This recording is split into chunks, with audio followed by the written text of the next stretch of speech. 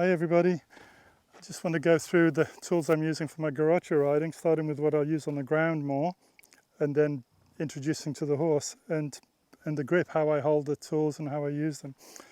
So I guess the first thing I would probably play around with is something pretty light like this cane. Now this is 2.1, about 7 foot long, but it's really good to start with because I can sort of pretend it's longer and it's reaching for the ground even if it's not, and I could lift it to get over the horse's head if it's not, not working out pretty well, whereas some of the others are a little too heavy for you to do that. The next ones are 3 meters long. That's just a piece of the longest dowel I could get at the hardware store really, so that's pretty good for me to practice on the ground too, and it's got a bit more weight to it. And it's also useful when I'm on the horse and I really don't want to change sides so much. I'm just practicing sort of laying it out on the ground and riding around with the one hand, and then maybe even change hands to work on, just to get your horse used to things.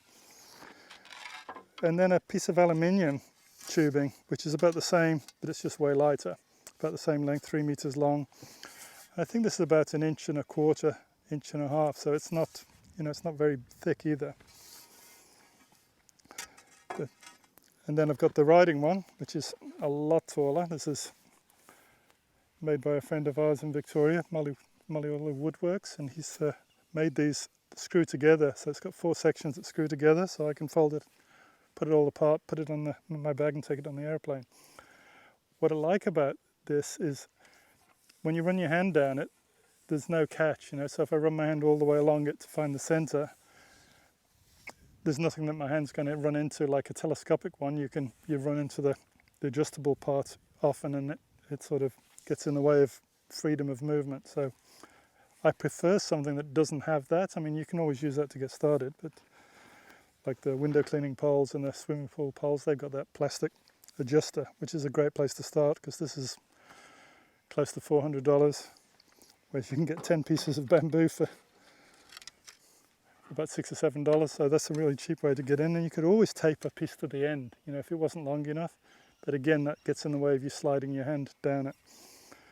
One of the big questions I get really is about grip. So if I come closer, the cameraman will tell me if I'm getting too close to. So I sort of, and for a long time I would have told everybody this: you can't change sides without changing grip. But then I was trying to change sides in an awkward way that I didn't realize it was the wrong way to do it. So if my knuckles are up and my palms open, that would be the way I'd walk around the pole to my right. When I, even if it slides through my hand, I can still keep it in that grip and let it slide through across in front of me. So you're always trying to keep the pole in a place where you're not in the way of it. So even if I was there and it dug in and the horse sort of shied, I don't want to hit myself with the end of the pole.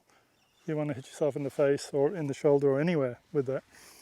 So you try and keep it out of the way. If I'm going to cross my body, I'm going to lift it up high enough. So to go underneath it, head first, so just imagine I'm on my horse, I'll turn my elbow up in the air. And if he's really green, I'll just move his hindquarters, because that's the easiest move. If he doesn't neck rein and you can't move his shoulders really easily, you can put your leg back, move the hindquarters, and just keep moving the hindquarters until now I'm on the other side.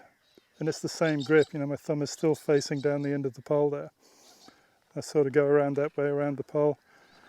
I'm ready to come back, lift my elbow up again. I can move the hindquarters back until his nose comes back around, and then let my arm come back around.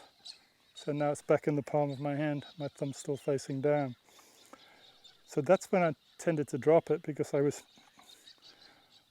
think I was probably holding it like that and then trying to change, and then I couldn't get that to change without letting go of it and reaching around the pole. So palm of my elbow up, move the hindquarters, get ready to go underneath it, and I'll just move it to keep in shot. This is now across my body, and this part really tends to move your pelvis more. So when you're riding with that, some people tend to just do something like that, and they're just moving their wrist and opening their wrist. Try and come from your pelvis, from your seat. So turn your whole body from your seat around, because then the horse is going to feel that too, and that's going to help your horse and help your riding. So I have seen people, they'll just let it open in their hand and it's dragging behind, but they're still facing forwards. If I really wanted to reach behind, I'd try and reach back as far as I could with my whole body, and that would really affect the horse's hindquarters, because it's bringing my left hip back, my right hip forwards, and moving him under with his inside hind way more. So that really helps people that don't use their body really well to learn to use that left hip back feeling. And then again, I try and actually keep my horse moving, sort of roll his hindquarters out, bring the front through. Now it sort of feels like it's going to get stuck. So I need to ride away from the pole far enough to let that roll back down into the palm of my hand. If I'm here and I try and go straight around the pole again, it feels like I'm going to have to let it slide through my hand, and then I've got the wrong grip on there. So I'll turn away a little bit, let it roll back down and under, and then I'm ready to come around. So I'm holding that grip like that. The hindquarters underneath it, I'm going to probably lift it off the ground, and lift my hand up. And then as I turn my horse's hips underneath the pole now, you can do the same method. You can move the hindquarters a little bit, move the hindquarters a little further, move them a little further underneath. So if your horse is pretty green, you don't sort of have to do a spin, you can just roll the hindquarters out. Same the other way, once I've got that coming around, I can do the same thing, lift up my arm, move the hindquarters underneath. And because when you realise how long the other Garrochan is, that's enough room for him to get underneath it. So I probably should grab that one anyway, or even one of these others, they're just a little bit longer. And it gives you more of an idea of how it would feel if you're on the horse. And probably, I suppose, when I get up, I can actually open my hand and put that in well, you can see that, just into the fork of my hand.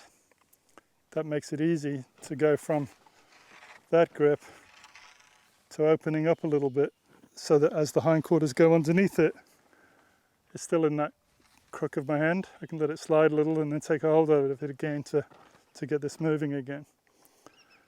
Again, move the hindquarters away from it, roll down. So hopefully that clears up how to hold it a little better. And at this angle it's pretty hard to stop it from sliding. So on the ground I'd probably pick that up, slide my hand down to it to see if I can find the balance point. And that's important too, that you don't carry it too far at the end, because it'll end up putting too much strain on you and you'll end up digging it into the ground.